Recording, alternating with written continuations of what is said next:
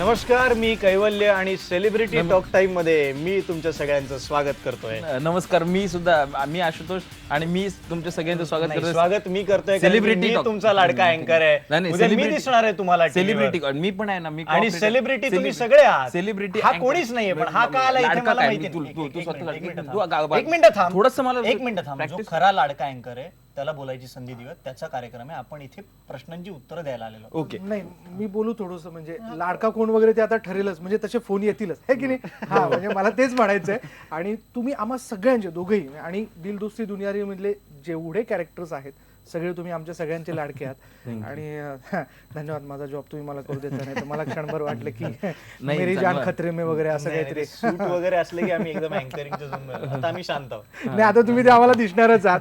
बरं, मला असं वाटतं की वेगळी ओळख करून द्यायची गरज मला अशी वाटत नाही. आपल्या सगळ्यांचेच लाडके अभिनेता अमेय वाघ आणि त्याचबरोबर पुष्कर आपल्याबरोबर आलेला आहे, ज्यांना आपण कैवल्य आणि त्याचबरोबर आशू म्हणून ओळखतो या सिरियलच्या माध्यमातून, आणि ज्यांनी खरं तर दोस्तीची एक वेगळी व्याख्या या आपल्या सगळ्यांसमोर मांडलेली आहे. आणि त्यातनं दुनियादारी आणि पुन्हा एक वेगळं जग त्यांच्या सगळ्या या सिरियलच्या माध्यमातून आपल्यासमोर ठेवलेलं आहे. एक मजा आहे खरं तर, आणि तीच मजा आज आपण सेलिब्रिटी टॉक टाइममध्ये करणार आहोत. पण तत्पूर्वी मला सगळ्यांना दर्शकांना सांगायचं की अमेय आणि पुष्करशी बोलण्याकरता, म्हणजेच आपल्या कैवल्य आणि आशुशी बोलण्याकरता तुम्ही आम्हाला फोन करू शकता. त्याकरता आमचा फोन नंबर आहे 02266899263.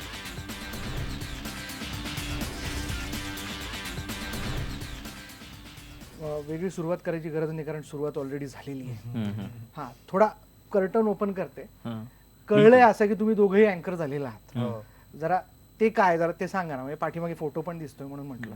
हा, सांगा आता. तुम्ही झालात अँकर तर सांगा आता कसे झालात ते. म्हणजे अँकरिंग करताना हा एकदम पुढे पुढे करतो, आणि जेव्हा सांगायचं असेल ना तेव्हा तो माझ्यावर ढकलतो. नाही, मला असं वाटतं की आम्हाला दोघांनाही ही अँकरिंगची संधी मिळाली झी मराठीकडून. तर आम्हाला खरंच आम्ही खूप एक्साइट झालो. पहिल्यांदा थोडे घाबरलेलो सुद्धा होतो, कारण की अख्ख्या कार्यक्रमाचं अँकरिंग करायचं म्हणजे थोडंसं प्रेशर होतं. पण इव्हेंच्युअली आम्ही खूप तयारी केली त्या सगळ्याची. आणि असा थॉट होता लेखकांकडनं किंवा झीच्या क्रिएटिव्ह टीमकडनं सुद्धा, किंवा आमचं सुद्धा बरेच ब्रेनस्टॉर्मिंग सेशन्स झाले तेव्हा, की नेहमीपेक्षा आपण काहीतरी ते वेगळं करायचा प्रयत्न करू. ते नॉर्म्स जे असतात नेहमीचे, की अँकरिंग म्हणजे असं असं असं असतं बुवा, तर ते सगळं तोडून काहीतरी आपल्या पद्धतीने काहीतरी वेगळं करायचा प्रयत्न करू, जेणेकरून आपल्या वयाचा जो ऑडियन्स आहे त्यांना सुद्धा मजा येईल, आणि खरं तर सगळ्याच वयाच्या ऑडियन्सला मजा येईल अशा याच्याने. नाही, मजा करायची होती बेसिकली. आम्हाला सांगितलं मजा करायची, स्टेजवर जाऊन धमाल करायचे. मग आम्ही त्यामुळे एकदमच रेडी होतो की हा, अशी मजा करायची. फार सिरियसली काहीतरी गप्पा मारायच्यात वगैरे असं जर करायचं असतं तर मग कदाचित तेवढं जमलं नसतं.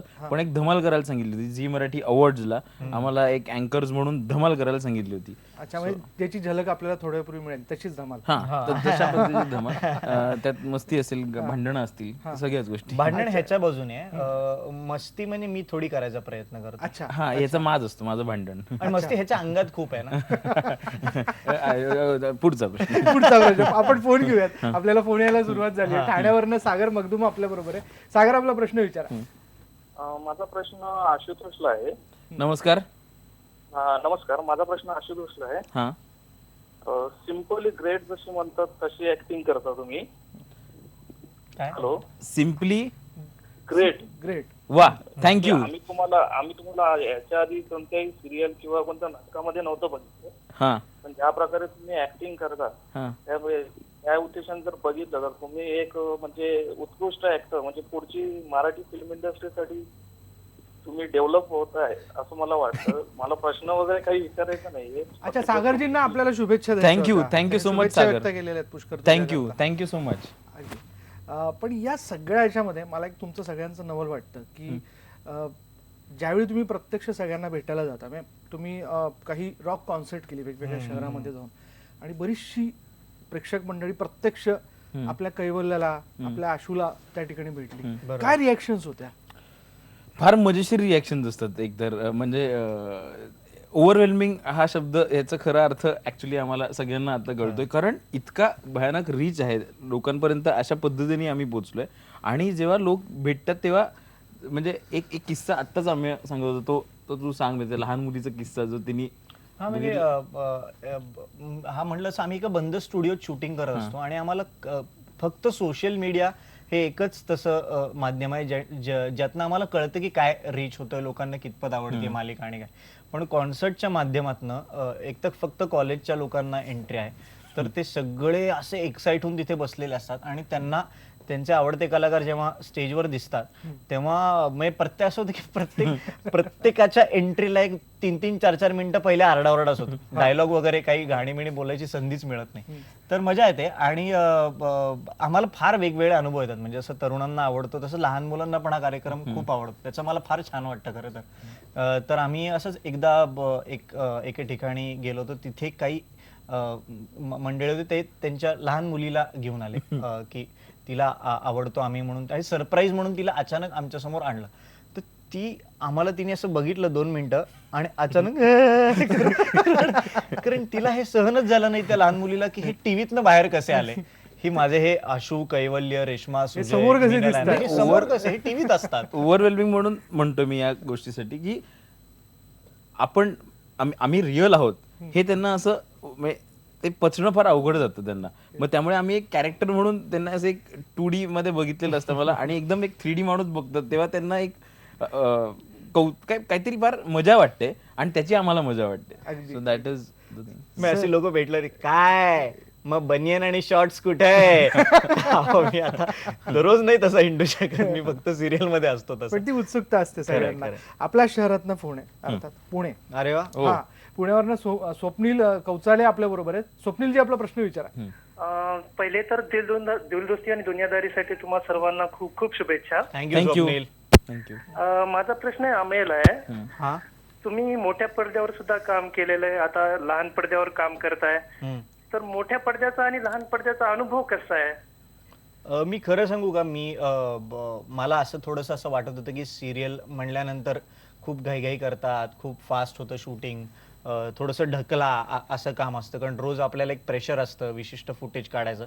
पण मला या सिरियलमध्ये अजिबातच तसा अनुभव आला नाही. मला असंच वाटलं की माझ्या मित्रांबरोबर मी नाटक करतोय किंवा माझ्या आवडत्या सिनेमावर काम करतोय, तेवढाच वेळ घेऊन व्यवस्थित त्या गोष्टीला, त्या डायलॉग्सला, त्या स्क्रिप्टला, त्या कॅरेक्टर्सला व्यवस्थित न्याय देऊनच ते सगळं शूटिंग होतं. आणि मला असं वाटतं की हे सगळं क्रेडिट आमचे दिग्दर्शक विनोद लवेकर यांना जातं, आमचे रायटर्स आशिष पात्रे, मनस्विनी लता रवींद्र आणि अमोल पाटील यांना जातं, तसंच जी क्रिएटिव्ह टीम आहे. कारण त्यांनी या सिरियल बाबत असं कुठेच असं छापखाना नाहीये कुठेच बाबतीत, म्हणजे कुठल्याही बाबतीत ते व्यवस्थित वेळ घेऊन क्वालिटी प्रोडक्ट द्यायचा एक प्रयत्न आहे. आणि त्यामुळेच मला असं वाटतं ही सिरियल आज एवढी लोकांना रिलेट होते आणि पॉप्युलर झाली. पण या सगळ्या ह्याच्यातनं जेव्हा तुम्ही सगळे सेटवर असता, म्हणजे आज तुम्ही दोघंच आमच्या समोर आहात, पण जेव्हा तिथे बाकीची आपली सगळी मित्रमंडळी असतात, काय धमाल असते सेटवर? धमाल, भयानक धमाल असते. धमालच असते. धमालच असते. म्हणजे गोष्टी फक्त इकडनं तिकडे पडायच्या बाकी असतात. म्हणजे कधीतरी एक वेगळाच सेट बघायला मिळतो काय असं मला वाटतं. कारण इतकी धावपळ असते. धावपळ म्हणजे अशा स्वरूपाची धावपळ की दिग्दर्शक अभिनेत्यांच्या मागे लागले, यावं सीन करायला या, सीन करायला या. कारण आम्हाला दुसरा सीन सुरू असतो, दुसरं काहीतरी तिथे एक सीन सुरू असतं आणि त्याच्यातनं, आणि अशा बऱ्याचशा आयडियाज आमच्या जगण्यातनं त्यामुळे येत असतात की आम्ही पण हे मला विचारायचं आहे आशू, की हा जो टोन तू धरलेला आहे तुझ्या कॅरेक्टरचा, हे जाणवतं की आशू हा ग्रामीण भागातनं कुठून तरी आलेला आहे. हा कुठला आहे? म्हणजे हा थोडासा मराठवाड्याच्या बाजूचा वाटतो किंवा नक्की कुठला आहे? हा ग्रामीण टोन आहे. एवढंच. संपूर्ण महाराष्ट्राचा आहे. भाषेत फरक असतो असं माझं म्हणणं नाहीये. पण हा टोन जो आहे तो मी पुण्याच्या शेजारी जी गाव आहेत ना, छोटी छोटी गाव, त्याच्यातले जे माझे मित्र आहेत त्यांच्या तोंडी हा ऐकलेला टोन आहे, तर तो मी तसा अडॉप्ट केला. अडॅप्ट करण्याचा प्रयत्न करतो. आणि या शो मध्ये मला एक संधी मिळाली बोलायची, तर मला सगळ्यांना सांगायचं की ही जी व्यक्ती आहे ती तुमच्यासमोर ग्रामीण टोन मध्ये बोलणार आणि ज्याला इंग्लिश अजिबात येत नाही, तो खरं तर आहे इंजिनियर. आणि आमच्या सगळ्या टीम मध्ये सगळ्यात जास्त चांगलं इंग्लिश या माणसाचं आहे. काय म्हणतोस? काय बॅकग्राऊंड आहे आशू तुझं? मी कॉन्व्हेंट शाळेत शिकलोय, सेंट अर्सलाज नावाच्या कॉन्व्हेंट शाळेत शिकलोय मी पुण्याला. आणि मी ENTC इंजिनिअरिंग केलेलं आहे, इलेक्ट्रॉनिक्स अँड टेलिकम्युनिकेशन इंजिनिअरिंग. आणि त्यानंतर म्हणजे तेव्हा आधीपासून 11वी-12वी पासूनच मला अभिनय करायचं होतं, पण असं असतं ना की हे करिअर खूप रिस्की आहे वगैरे असं वाटत असतं ना, त्यामुळे एक हे होतं की मेडिकल करायचं किंवा इंजिनिअरिंग करायचं, कारण जरा मी अनफॉर्च्युनेटली हुशार होतो ते आधी. तर त्यामुळे म्हणजे हातात अकॅडमिकली स्ट्रॉंग प्रमाणपत्र घेऊयात आणि मग घेऊयात वळूयात. आणि मग वळूयात असं. तर मग मी इंजिनिअरिंग त्यामुळे केलं. पण असं सगळ्यात सेटवर मी मी आशुतोष सारखाच असतो. अच्छा, म्हणजे मुळात तसेच आहात तुम्ही. हा, मुळात असं एक एक आम्ही एक चिल्ड ॲटिट्यूड आम्ही घेऊन ठेवलेला आहे, मस्ती करायची असं आम्ही ठरवलेलं आहे. अगदी. आपण पुढला फोन घेऊया. ठाण्यावरनं सृजन जोशी आपल्या बरोबर आहेत. सृजन, आपला प्रश्न विचारा. सृजन, आपल्याला आवाज येतोय? सृजन, हॅलो, हा बोला बोला. मला तुम्हा दोघांना, आशूला आणि तुला दोघांना प्रश्न विचारायचा आहे. विचार विचार. जेव्हा शाळेत होते तुम्ही दोघं अशीच मस्ती करायचे आणि भांडायचे का? हो, एक तर तुझा आवाज खूप गोड आहे सृजन. थँक्यू, तू प्रश्न विचारलास. हो, मी तर शाळेत खूप मस्ती करायचो आणि मी खोडकर मुलगा होतो शाळेत सुद्धा. पण मी अभ्यास पण करायचो आणि मेन म्हणजे एक्स्ट्रा करिक्युलर ऍक्टिव्हिटीज ज्या असतात म्हणजे हे नाटक आणि क्विज कॉम्पिटिशन्स आणि अशा सगळ्यामध्ये मी खूप भाग घ्यायचो. तर मला असं वाटतं की माझे सगळे जे अभिनयाचे पहिले धडे आहेत ते सगळे शाळेत गिरवले मी. क्रेसेंट हायस्कूल नावाची शाळा आहे पुण्यात माझी. तर अतिशय आमची गोड आणि छान अशी शाळा आहे. तर जे काही मी आज अभिनय क्षेत्रात जे काही करतोय त्याचं बरंचसं श्रेय माझ्या शाळेतल्या शिक्षकांना सुद्धा जातं. हा, मी सुद्धा भरपूर मस्ती करायचो आणि अभिनय जो शिकलोय तो आपल्या टीचर्स बरोबर अभिनय करता करताच मी शिकलोय असं म्हणायला लागेल. तो की कसा? ते कसं म्हणजे आता होमवर्क करायला सांगितलं जायचं, तर दुसऱ्या दिवशी सकाळी आल्यानंतर होमवर्क केलेला नसायचा, असं माझ्याबरोबर बऱ्याच वेळ व्हायचं. तर मग कारण द्यायला लागायची की बाबा काय कारण द्यायचं, तर रोज एक नवीन कारण आम्ही इम्प्रोव्हाइज करून ते प्रेझेंट करायचो. आणि हे सगळं करत असताना मी पहिल्या बाकावर फार सिन्सिअर स्टुडंट असल्यासारखं बसायचो, म्हणजे जेणेकरून असं माझ्यावर असं कोणी आळ घेऊन नाही की बॅक बेंचर आहे काहीतरी करतोय. सो हो, आम्ही खूप मस्ती करायचो पण अभ्यास पण करायचो, त्यामुळेच थोडं मी इंजिनियर वगैरे होऊ शकलो. त्यामुळे अभ्यास करायला पाहिजे असं सल्ला मी आता देतो. आपण म्हणजे पुष्कर, तुझं तर सगळं बॅकग्राऊंड आपण जाणून घेतलं, पण मला आम्ही तुझ्याबद्दल बोलायचं होतं की तसं मी जेव्हा तुला पहिल्यांदा पाहिलं ते गेली 21 वर्ष या नाटकाच्या माध्यमातून तुमची ओळख झाली सगळ्यांशी. आलोक त्याचं डिरेक्शन करत होता. प्रायोगिक या सगळ्या चळवळीतनं तुम्ही पुढे आलेला आहात दोघे. तू कशी सुरुवात केली? नेमकं तुझं बॅकग्राऊंड काय अकॅडमिक? अकॅडमिक बॅकग्राऊंड म्हणजे BMCC नावाचं जे कॉलेज आहे पुण्यातनं, तिकडनं मी B.Com केलं आणि मग नंतर मास्टर्स इन कम्युनिकेशन स्टडीज केलं पुणे युनिव्हर्सिटीतनं. आणि हे सगळं चालू असताना कॉलेजच्या दिवसांपासूनच पुरुषोत्तम करंडक, फिरोदिया करंडक या इंटर कॉलेजिएट कॉम्पिटिशन्स चालूच होत्या आणि ॲट द सेम टाइम प्रायोगिक नाटक सुद्धा चालू होतं. पुण्यात मी समन्वय आसक्त या संस्थांकडनं काम केलं आणि आता आमची स्वतःची नाटक कंपनी नावाची सुद्धा संस्था आहे. गेली अनेक वर्ष आम्ही प्रायोगिक नाटक करतोय त्या संस्थेकडनं. मी आणि पुष्कराज दोघंही त्या संस्थेचे भाग आहोत. गेली 21 वर्ष नावाचं आमचं नाटक आहे, त्यात आम्ही एकत्र आहोत. हा बिनकामाचे संवाद नावाच्या नाटकात काम करतो आणि बरेच दौरे केलेले आहेत, भारतभर प्रयोग करतो आम्ही त्याचे. इटलीला 2दा प्रयोग झालेले आहेत इटलीला जाऊन आमचे. आलात. एक आंतरराष्ट्रीय फेस्टिवल होता नाटकांचा आणि जगभरातून जे यंग नाटक करणारे आहेत तर त्यांनी तिथे आपापली नाटकं सबमिट करायची असतात आणि एशियातनं निवडलं गेलेलं पहिलं नाटक होतं आमचं आणि इव्हेंच्युअली तिथे आम्हाला सर्वोत्कृष्ट नाटकाचं बक्षीस सुद्धा मिळालं. तर हे सगळे अनुभव आहेत पाठीशी आणि आता दिल दोस्ती दुनियादारी सारखी सिरियल करताना हे सगळे अनुभव उपयोगी पडतात असं वाटतं मला. नेहमी असं एक जाणवतं दिल दोस्ती दुनियादारी बघत असताना की प्रत्येक गोष्टीत एक लय, अगदी त्याच्या टायटल सॉन्ग पासून, आणि त्या टायटल सॉन्गला अवॉर्ड मिळालाय. कसं फिलिंग होतं त्यावेळेला की अरे आपण प्रेझेंट झालो, हे सगळं छान रन व्हायला लागलं आणि आता धडाधड अवॉर्ड येत आहेत हातात? अरे फार मजा वाटते, फारच मजा वाटते. आपण एखाद्या कलाकृतीचा भाग असतो आणि त्या गोष्टीला काहीतरी कौतुकाची थाप मिळते, अवॉर्ड मिळतं, तेव्हा खूपच भारी वाटतं. म्हणजे आपण सगळे एक टीम म्हणून काम करत असतो. म्हणजे आम्ही फक्त दिसतो पण त्याच्या मागे अनेक लोक त्याच्या बरोबरीने काम करत असतात. आणि स्पेशली याचं एक खूप मेजर अट्रॅक्शन पॉईंट याचं टायटल ट्रॅक आहे. म्हणजे जिथून ते जेव्हापासून लागायला लागले तेव्हापासून लोक अजून त्याला मला वाटतं पंकजनी आउटस्टँडिंग कंपोज केलेलं आहे आमचं टायटल ट्रॅक. म्हणजे लोक मला असं वाटतं त्या टायटल ट्रॅकनीच अट्रॅक्ट होतात. खूप लोकांची इथे रिंगटोन असते, डायलर टोन असते, काहीतरी त्या गाण्यात असं आहे की जे तुम्हाला त्या शोकडे ओढून आणतं. आणि लहान मुलांपासून ते अगदी म्हाताऱ्या लोकांपर्यंत सगळ्या लोकांना याचं म्हणजे जो आम्हाला फीडबॅक मिळतो त्याच्यात, त्यामुळे याचं त्या गाण्यासाठी अशी कौतुकाची थाप मिळणं हे आय थिंक आमच्या सगळ्यांच्या दृष्टीने फार जास्त महत्वाचं होतं. क्या बात आहे आणि त्याबद्दल तुमचं अभिनंदन. ही दिल दोस्ती दुनियादारी अशीच रंगणार आहे. आणि ज्या टायटल सॉन्ग बद्दल आपण बोललो ते टायटल सॉन्ग आता आपण बघणार आहोत. पण इथे वेळ झाली का ब्रेकची. ब्रेकवर जाता जाता ते टायटल ट्रॅक बघूया.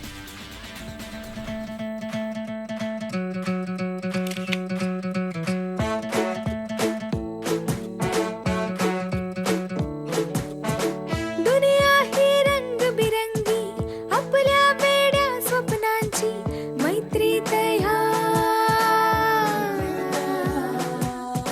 बंधन नाही नात्यांचे तरी बंध हे जन्मभराचे मैत्रीत ह्या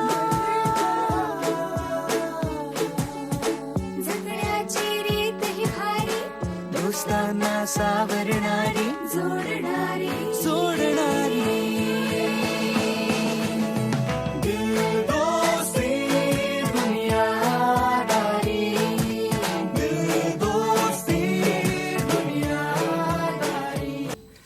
आपली दिल दोस्ती दुनियादारी रंगत चालली. अमेय आणि पुष्कराज दोघे आपल्या बरोबर आहे. अर्थात आपल्या सगळ्यांचे कैवल्य आणि आशू. हे सोशल मीडियावरती पण तुम्ही खूप फेमस आहात, फेसबुकवरती, असे आम्हाला कळालंय. आणि त्यात थोडीशी गडबड पण आहे. ती नेमकी काय, मला असं वाटतं प्रवक्त्यांनाच विचारूयात आपण. आज ही संधी मिळाली आहे बोलायची, तर मला अजून एक गोष्ट इथे सांगायची आहे सगळ्यांना.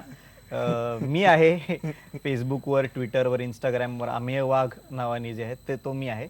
पण सगळीकडे एक पुष्कराज चिरपुटकर नावाची व्यक्ती भयंकर ऍक्टिव्ह आहे. तर ते सगळे फेक अकाउंट्स आहेत. तो हा पुष्कराज चिरपुटकर नाहीये असं मला तुम्हाला सगळ्यांना सांगायचंय. आणि तो जो कोणी पुष्कराज चिरपुटकर आहे, ते जे कोणी आहेत ते आम्हाला वेगवेगळ्या याच्यात टॅग करत असतात, वेगवेगळे डिक्लेरेशन्स करत असतात आणि लोकांना सगळ्यांना वाटतं की हा येतो, पण हा नाहीये सोशल मीडियावर अजिबात ऍक्टिव्ह. पण मग तिथे काही कमेंट्सही येत असतील तुझ्या याच्यावरती. तुम्ही कॅरेक्टरच्या नावाने आता असं आम्हाला कळालेलं आहे. तर काय कमेंट्स असतात तुम्हाला येतात? फार मजेशीर असतात. म्हणजे कारण सगळे मला असं वाटतं की टीनेजर्स आहेत किंवा जे यंग मुलं मुली आहेत, तर त्यांचं प्रेम हे फारच मनापासून असतं. ते मनापासून प्रेम करत असतात कॅरेक्टर्सवर त्या.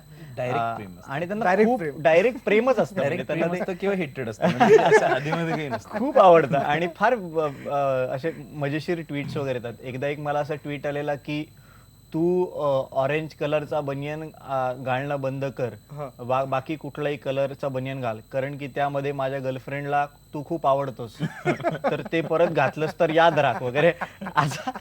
मी थेट असं डायरेक्ट थेट धमकी. ते प्रेम असतं किंवा हेटेड असतं, दुसरं आधीमध्ये अडकतच नाही. प्रवक्त्यांच्या बोलण्यानंतर तुम्हाला काय ऍड करायचंय? नाही, मला असं दुरून त्याची कल्पना आहे. यांनी सांगितलं ट्विटर आणि इंस्टाग्रामवर वगैरे जी व्यक्ती आहे पुष्कराज चिरपुटकर आणि ती मी नाहीये. मी जेव्हा येईन तेव्हा मी ऑफिशियली नीट डिक्लेअर करून मी सगळ्यांना सांगेन हा आलाय तर मी असं टाकेन. पण मला फार मजा येते, कारण सोशल मीडियावर म्हणजे म्हटलं तसं तो एकच प्लॅटफॉर्म आहे जिथे ऍक्च्युअली ऑडियन्सशी कनेक्ट होता येतं आणि भरभरून लोक प्रेम करतात आणि फार मजा येते हे सगळं. मग इव्हन आमची नाटकं सुद्धा आता आम्ही प्रयोग करतो, तर फेसबुक किंवा ट्विटरवर नुसतं आम्ही टाकलं त्या नाटकाची एखादी पोस्ट, तर त्याच्या जोरावरच नाटकं फुल होतात. म्हणजे पेपरला जाहिरात देण्याच्या प्रोसेस पर्यंत यायची सुद्धा गरज भासत नाही. आपण फोन घेऊयात. चाहत्यांचे फोन येतात. मुंबईवरनं पूजा सावंत आपल्या बरोबर आहे. पूजा, आपला प्रश्न विचारा. हॅलो. हा बोला. पहिलं तर आता 3D ला रिसेंटली 200 एपिसोड कम्प्लीट झाले, त्याच्यासाठी पूर्ण टीमला कॉंग्रॅट्स. थँक्यू. तुला पण कॉंग्रॅट्स, तू बघितले सगळे एपिसोड. हो. आणि मी आता जसं तू बोललास ट्विटर बद्दल, मी तुला नेहमी ट्विट करते. मी अमयची खूप मोठी फॅन आहे. कॉंग्रॅट्स. आणि मला त्याला विचारायचं की जसं कैवल्य माहिती आहे सगळ्यांना, तो खूप आमचा रॉकस्टार, सगळ्यांचा फेवरेट आहे तो. आणि तो खूप, त्याचा सेन्स ऑफ ह्युमर पण खूप छान आहे आणि सरकास्टिक पण आहे. तर अमय तसा रिअल लाईफ मध्ये किती तुम्ही सिमिलर आहात आणि किती डिफरंट आहात? मी तुला जर मी रॉकस्टार वाटत असेल आणि मी सेम आहे असं वाटेल तर मी सेमच आहे असं आपण म्हणूया. पण टोटल रॉकस्टार. नाही, मला असं वाटतं की 60-40% आहे. कारण की असं एखादं कॅरेक्टर असतं जे आपल्या वयाचं असतं.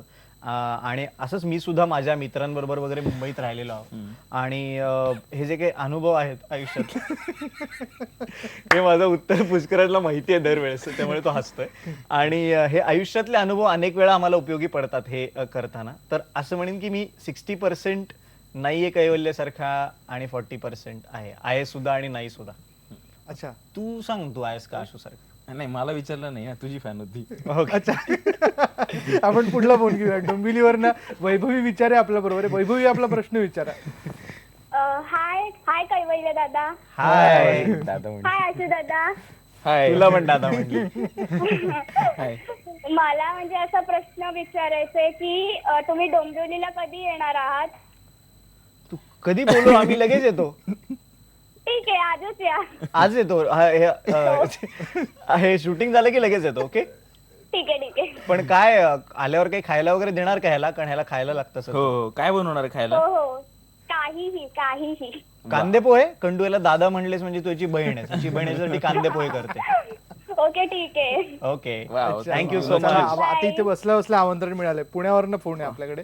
चेतन झरपे आपल्या बरोबर आहे. चेतनजी, आपला प्रश्न विचारा. नमस्कार सर. नमस्कार. माझा अमेय सरांना प्रश्न आहे. नमस्कार सर.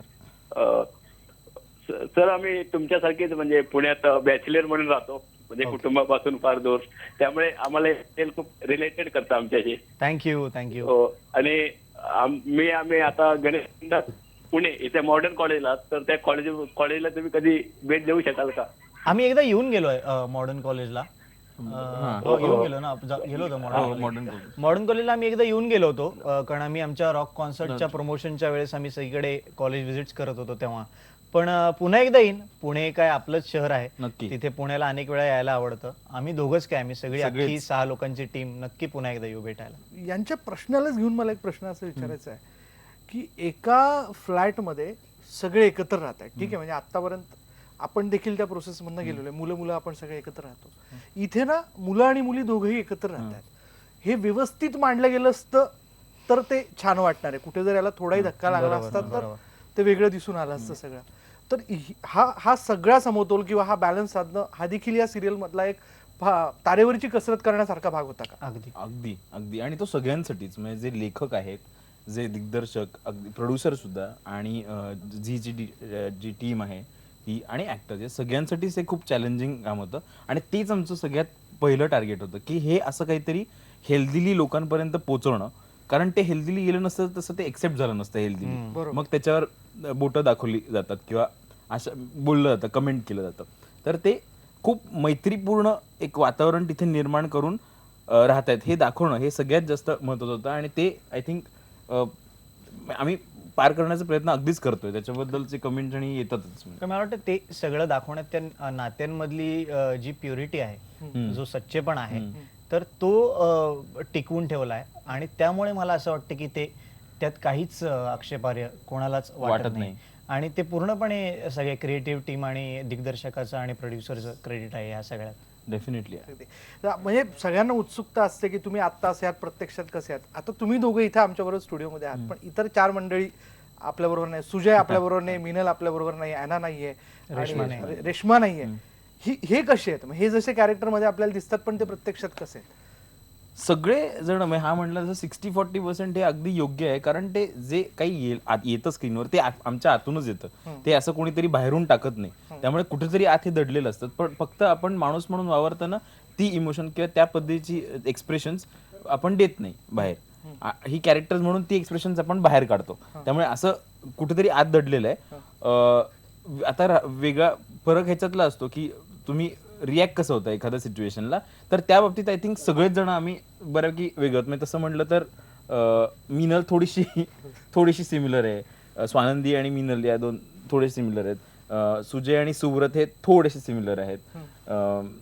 पण सुजय जसा प्रत्यक्षात सूचना करतो, म्हणजे सिरियल मध्ये जो आपल्याला दिसतो तो तसाच, म्हणजे तो चांगल्या अर्थाने सूचना करतो. आमच्याकडे सगळे 6 लोक सूचनाच करत असतात सेटवर. ऐकायला कोण नसतं, तोच प्रॉब्लेम आहे. ऐकायला एक माणूस येतं का? कारण सगळे बोलत असतात, सगळ्यांना काहीतरी मांडायचं असतं, व्यक्त व्हायचं असतं, तर सगळे तसे बोलत असतात. बरोबर. पण आपण फोन घेऊयात. फलटणवरनं समीर मोहिते आपल्या बरोबर आहेत. समीरजी, आपला प्रश्न विचारा. नमस्कार तिघांनाही. नमस्कार. सर, तुमची सिरियल महाराष्ट्रातील कानाकोपऱ्यात गाजते आणि आम्ही सुद्धा सर्व आवडीनं पाहतो. माझा असा दोघांना प्रश्न होता की तुमच्या दोघांची जोडी आम्हाला चित्रपटामध्ये पाहायला मिळणार आहे का? पुष्कराज, तुम्हाला सांगतो, पुष्कराज लेखक आणि दिग्दर्शक सुद्धा आहे.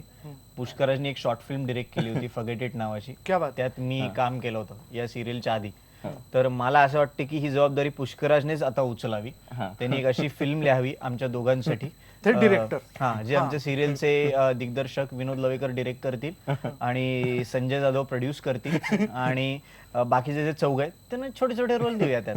इनोव्ह जमून घेऊया. छोटे छोटे रोल्स देऊयात जे पूर्ण फिल्मभर त्यांना. आणि याला एक रॉकस्टारचा रोल जमलं, छोटासा अँकरचा रोल. आता अँकर. अच्छा सर फिर जान खतरे में. इथे आपण बसल्या ठरून घेतलं. नाही, खूप आवडेल आम्हाला एकत्र असं काम करायला. म्हणजे फार मजेशीर. गेली 21 वर्षामध्ये हा मुलगा आणि मी वडील असं आम्ही काम करतो. तर तशा पद्धतीचे आम्ही एकत्र करतो. किंवा फॉरगेट इट जसं म्हटलं तसं तेव्हा मी डिरेक्ट करत होतो आणि ह्यांनी त्याच्यात काम केलं होतं, मी मेन रोल केलं होतं असं. तर अशा पद्धतीने कुठल्याही अर्थाने ती जोडी आली तरी आम्हाला त्याचा आनंदच होईल. म्हणजे दिग्दर्शक आणि ऍक्टर असेल किंवा ऍक्टर आणि को ऍक्टर असेल किंवा अजून काही किंवा प्रोड्युसर आणि ऍक्टर असेल. गणपती बाप्पा मोरया होईल. तुम्हाला शुभेच्छा तुम्हाला दोघांकरता. थँक्यू. मुंबईवरनं फोन घेऊयात आपण. मुंबईवरनं सचिन ढमाले आपल्या सोबत आहे. सचिनजी, आपला प्रश्न विचारा. नमस्कार. नमस्कार. अमय वाघ, नमस्कार. नमस्कार. आशू. नमस्कार. आशू. नमस्कार. अमय, मी तुझा मित्र फेसबुकवरचा. तर मला प्रश्न असा विचारायचा आहे की आता ही एवढी सिरियल गाजली आहे, परंतु ही तरुणांच्या हृदयापर्यंत पोहोचली याचं उत्तर आम्हाला माहिती आहे, पण याचं खरं उत्तर तुम्हाला तुमच्याकडून जाणून घ्यायचंय, का ही नक्की एवढी सिरियल गाजली आहे? हाय सचिन, सगळ्यात आधी थँक्यू प्रश्न विचारल्याबद्दल. आणि खूप चांगला प्रश्न आहे असं मला वाटतं. कारण सगळे विचारतात की का झालं हे असं, आणि आम्हालाही हा बऱ्याच वेळा प्रश्न पडतो की का झालं. तर मला असं वाटतं मेजर कारण आहे, जसं मी मगाशी म्हणलं तसं, त्या सगळ्यात सच्चेपणा आहे. म्हणजे आमच्या सिरियलमध्ये कोणीही असं भरपूर दागिने घालून भरजरी साड्या नेसून झोपते असं नाही. इव्हन टॉयलेटमधनं जरी बाहेर आले तरी तिथे त्या बेसिनला पाणी नाही आहे. म्हणजे आम्ही ते तांब्याने पाणी घेत असतो. इतकं सगळं त्यात खरं आहे. रोजच्या आयुष्यातले जे आपले स्ट्रगल्स आहेत, जे आनंद आहेत, जे प्रॉब्लेम्स आहेत, हे सगळ्या गोष्टी त्यात तशा सच्चेपणाने प्रेझेंट केलेल्या आहेत. आणि कुठल्याही विषयाला हात घालायला तशी आमची क्रिएटिव्ह टीम घाबरत नाही. आणि जरी नाजूक विषयाला हात घातला तरी तो एका डिग्निटीने, एका रिस्पेक्टनी प्रेक्षकांसमोर मांडला जातो. त्यामुळे मला असं वाटतं ही सगळी कारणं आहेत. तो सच्चेपणा हा जो फॅक्टर आहे, ह्यामुळे ती सिरियल सगळ्यांच्या हृदयापर्यंत पोहोचली असं मी म्हणेन. मला सच्चेपणा, एकदम जेन्युनिटी, हेच सगळ्यांची जेन्युनिटी, म्हणजे दिग्दर्शनातली असू दे, लेखनातली असू दे, किंवा ते सादर करण्याचा प्रयत्न आमचा असेल त्यात असू दे, त्याच्यात एक खूप एक आयुष्याशी संदर्भ आहे. म्हणजे त्याचे कुठून तरी एकदम वेगळी काहीतरी स्टोरी आली आहे आणि यांना आम्ही ओळखतच नाही, या कॅरेक्टर्सना आम्ही ओळखतच नाही. आम्ही मग अशी 60-40% जे म्हणत होतं तसं की आम्ही यांना ओळखतच नाही असं होत नाही. आम्ही पण त्या कॅरेक्टर्सना आधीपासून ओळखतो. बरोबर. अशी कॅरेक्टर्स ती आहेत, ती कोणीतरी आम्ही त्यांना बघितलेलं आहे, कुठल्याही वेगळ्या नावात प्रोसेस मधनं आपण कधीतरी गेलेलो आहोत. त्यामुळे ते लोकांबरोबर, त्यामुळे मग ते असं कनेक्ट होतं की अरे हा, हे आमच्याबरोबर पण असं होतं. म्हणजे एक असा एक दाढी वाढवलेला, एक असे केस वाढलेला माझा मित्र आहे, सेम तो आशू तुझ्यासारखं दिसतो वगैरे असं. तर अशा पद्धतीच्या गोष्टी ज्या आहेत ना, त्याच्यातनं ते बघावं असं वाटतं की आपलीच गोष्ट दाखवतात की काय, असं एक वाटतं. किंवा काही लोकांसाठी ते असं असतं की इथपर्यंत मी पोहोचलो नाही, कदाचित मी अजून शाळेत आहे किंवा कॉलेजमध्ये, पण हे असं जगायला मला पुढचं जे आयुष्य आहे ते फार भयानक आहे, अशी कल्पना करण्यापेक्षा हे एक जॉयफुल आयुष्य आहे आणि त्यातले स्ट्रगल्स आम्ही खूप छान पद्धतीने हँडल करू शकतो, हे बघायला आवडेल. अशा पद्धतीने ती स्ट्रगल तर कोणाला चुकणार नाहीये, पण ते हँडल करायची पद्धत आपली छान आणि आनंदी असू शकते. हो, ते तुमच्या कॅरेक्टरकडनं शिकायला मिळतं. खरं तर आपण आणखीन बोलणार आहोत. इथे वेळ झाली की ब्रेकची. एक ब्रेक घेऊयात आणि ब्रेक नंतर पुन्हा एकदा जसं ते म्हणतायत की यांनी धमाल केली. त्या धमाल मधल्या काही छटा जाणून घेता येतात का ते आपण बघूयात. ब्रेक घेऊयात. पहा फक्त IBN लोकमत.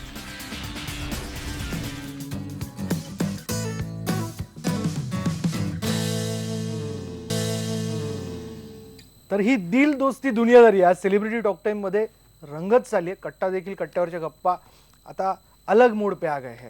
तर चला एक फोन घेऊयात. नाशिकवरनं आर्या घोलप आपल्या बरोबर आहे. आर्या, आपला प्रश्न विचारा.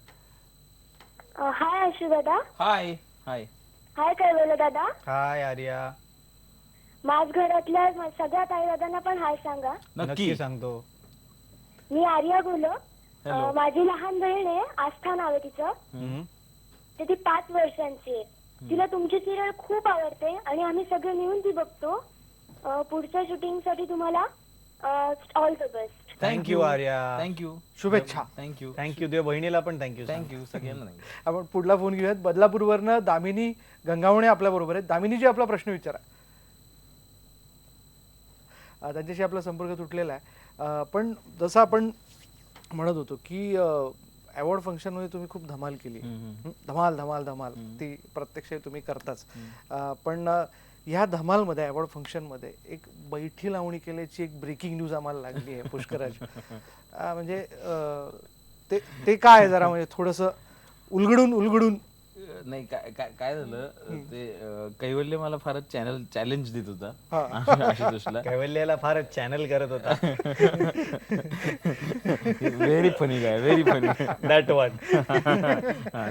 तर तो ते करता करता असं म्हटलं की तुला बाबा नाचता येतं का बाबा. तर मी म्हटलं की हो येतं. तर मग त्याचं असं म्हणणं होतं की कोणीही कसं नाचू शकतं, मी तू जसं नाचतो तसं.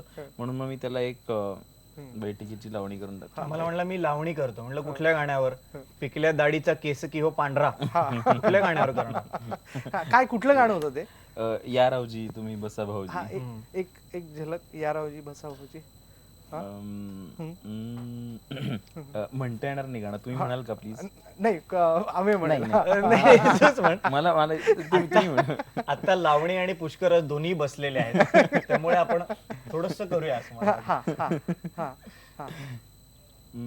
तुम्ही म्हणा ना. नाही म्हणजे गुणगुण. या रावजी बसा भाऊजी, या रावजी बसा भाऊजी, कशी मी राखू तुमची मर्जी, ओ बसा भाऊजी. क्या बात, क्या बात. या आदा कुठे बघायला मिळतील महाराष्ट्रात. ते दडलेले आहेत ना दाढी. गाव रंगलंय. आपण फोन घेऊयात. थेट विदर्भातनं फोन आहे. चिखलीवरनं साक्षी हिवाळे आपल्या सोबत आहेत. साक्षीजी आपला प्रश्न विचारा. हॅलो. हा बोला. हॅलो. हॅलो साक्षी. हाय कयू, I am very big fan of you. मला तू खूप आवडतो. Thank you thank you. साक्षी आपला प्रश्न काय. ऍक्च्युली मला विचारायचं होतं की तुझ्या या 6 जणांच्या टीम मधून तुझा बेस्ट फ्रेंड कोण आहे. माझा बेस्ट फ्रेंड कोण आहे 6 लोकांच्या टीम मध्ये. अवघड प्रश्न आहे. कारण कोणाचंही नाव घेतलं तर बाकीचे मला मारणार आहेत चौघ. पण खरं सांगायचं तर आम्ही सगळेच एकमेकांशी आमचं खूप चांगलं इक्वेशन आहे. असं म्हणता येणार नाही की हा माझा बेस्ट फ्रेंड आहे किंवा ही माझी बेस्ट फ्रेंड आहे.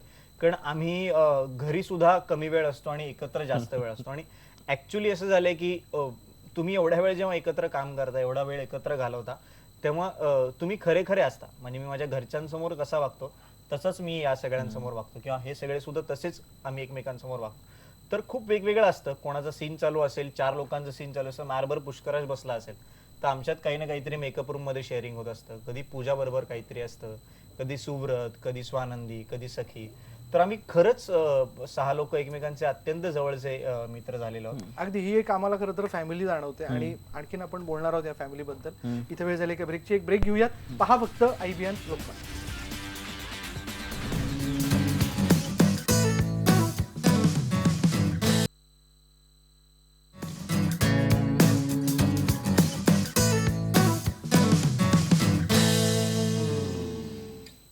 गप्पा रंगल्यात आणि आपण जसं बघतोय की वेगवेगळे फोन कॉल्स येतात आपल्याला. आणि तुम्हाला सगळ्यांना सांगायचं की आत्ताच मला निरोप आलाय, लहान मुलांचे खूप कॉल्स येतात.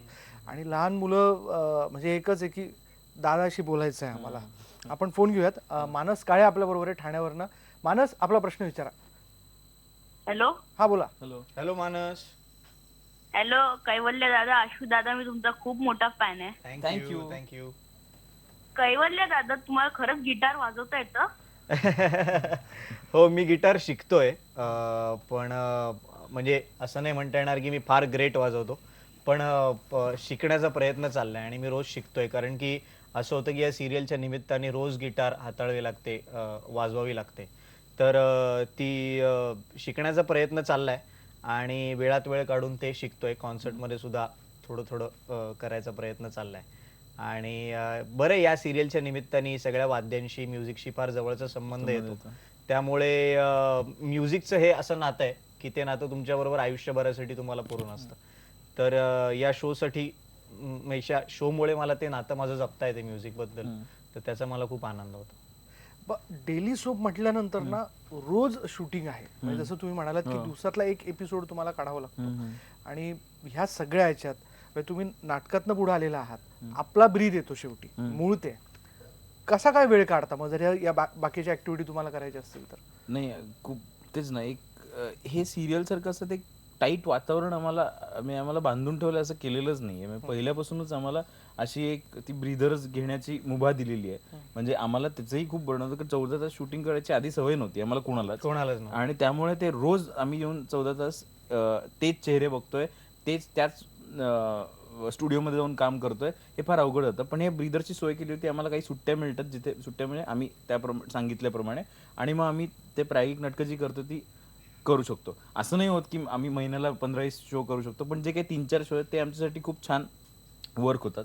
याची 3-4 नाटकं खरं जास्तच इंग्लिश थिएटर आणि मराठीमधलं दळण चाललंय, दळणचे खूप प्रयोग होतात, गेली 21 वर्षाचे आमचे प्रयोग होतात, बिनकामाचे संवादचे प्रयोग होतात. तर आणि बाकीचे लोकांचं म्हणजे स्वानंदीचं पण एक नाटक चालू आहे, सुव्रत माझ्याबरोबर बिनकामाच्या संवादमध्ये आहे. असं प्रत्येकाचं काहीतरी असे ब्रीदर्स आहेत ज्याच्यातनं आम्ही पर्टिक्युलरली त्याला वेळ देतो, आणि आम्हाला ती मुभा दिली आहे सगळ्यांनीच की असं करण्याची. त्यामुळे आम्ही नेहमी हेच म्हणतो की आता काहीच कंप्लेंट्स आम्ही करू शकत नाही, की आम्हाला सगळ्या सोयी उपलब्ध करून दिलेल्या आहेत, सगळ्या पद्धतीचं चांगलं ॲटमॉस्फिअर, क्रिएटिव्ह असू देत किंवा टेक्निकल असू दे, असं दिलेलं आहे. त्यामुळे चांगला अभिनय करायलाच लागतो. चांगलं कामही करून घेतायत आमच्या. हा, तेही ऍक्च्युली तेच करून काहीच घेतात. उरलेलं नाही. किंवा मी सगळ्या प्रेक्षकांच्या वतीने अशी कॉम्प्लिमेंट देईल तुम्हाला की तुम्ही ब्रीद तर शोधता तुमच्या सगळ्या ह्याच्यातनं, पण तुम्ही जे काही दिलदोस्ती दुनियादारीतनं करता तो आमच्याकरता एक वेगळा ब्रीद स्पेस असतो. थँक्यू. आणखीन बोलणार आहोत आपण. इथे वेळ झाली एका ब्रेकची, एक ब्रेक घेऊयात. पहा फक्त IBN लोकमत.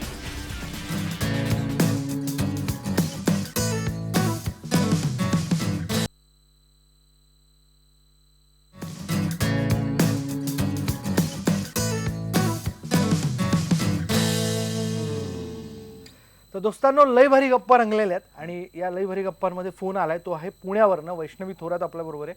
वैष्णवी, आपला प्रश्न विचारा. हॅलो. हाय यशोदा. हाय कैवल्य दादा. हाय वैष्णवी. हा, तू दळण हे नाटक मी तुझं आता 7 तारखेला बघणार आहे. नक्की आहे 7 तारखेला बघायला.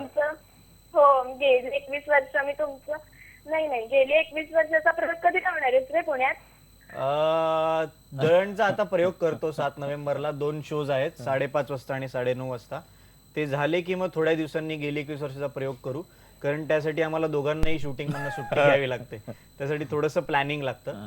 तर लवकर करू, सगळ्याच नाटकांचे प्रयोग करायचे आहेत. अगदी. आपण पुढला फोन घेऊयात. कोल्हापूरवरनं वैभव जाधव आपल्या सोबत आहे. वैभव, आपला प्रश्न विचारा.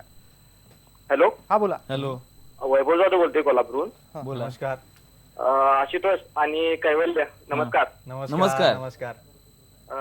कोल्हापूरच्या भाषेत सांगायचं म्हटलं तुमचा मालिका 1 नंबर आणि नादखुळा आहे. नादखुळा. आणखीन तुम्हाला एक कोल्हापूरला यायचं असं आमंत्रण देत होतं. एकदा या, तांबडा पांढरा रस्सा खाऊन जा. नक्की. आणखीन एक रिक्वेस्ट होती कैवल्याला. तू जशी मिमिक्री करतोस रेशमाताईची आणि अॅनाची, ती एकदा आम्हाला बघायची. आणि आणखी प्रश्न एक होता की तुमच्या टीम मध्ये सगळ्यात जास्त मस्तीखोर कोण आहे आणि सिरियस असं कोण असतं नेहमी ऍक्टिंग मध्ये करताना वगैरे?